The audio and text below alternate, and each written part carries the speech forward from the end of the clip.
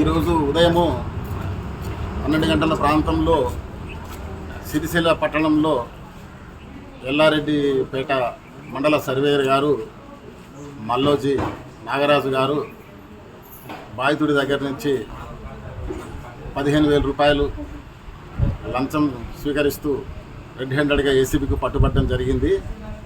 బాధితుడైన జగపురం మల్లేశం 2 నెలల క్రితము survey numbers 476 E and G 2 survey నెంబర్లలో ఉన్న తన యొక్క 6 గుంటల భూమిని సర్వే చేయించుకున్నాడు. ఆ సమయంలో ఆ భూమి వెంకటాపురం నివాసి, వెంకటాపురం గ్రామ శివార్లు ఉన్న భూమి అది. ఆ సర్వే సమయంలో 20,000 రూపాయలు ఇస్తే కానీ సర్వే చేయలేదు. ఆయన 20,000 రూపాయలు తీసుకున్నారు. 2 నెలల నుంచి తిప్పుతున్నాడు. 80,000 రూపాయలు ఇంక ఇవ్వాలా, ఇస్తే అంటే మొత్తం 1,00,000 రూపాయలు, 80,000 ఇస్తేనే ఆ పంచనామా కాపీ ఇస్తా అని చెప్పి తిప్పుతున్నాడు. తిప్పితే ఇక గత్యంతరం లేక ఏసీబీని ఆశ్రయించాడు.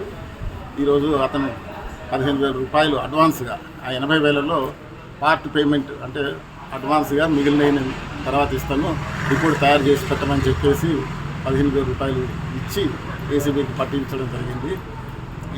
ఎవరైనా సరే ఏసీబీకి ఏదన్నా ఎటువంటి ఫిర్యాదులు ఉన్నా కూడా టోల్ ఫ్రీ నెంబర్ 1064కి లేదా వాట్సాప్ నెంబర్ 9440446106కి లేదా ఏసీబీ తెలంగాణ పేరు మీద ట్విట్టర్ మరియు ఫేస్బుక్లలో కూడా ఫిర్యాదులు ఇవ్వవచ్చు.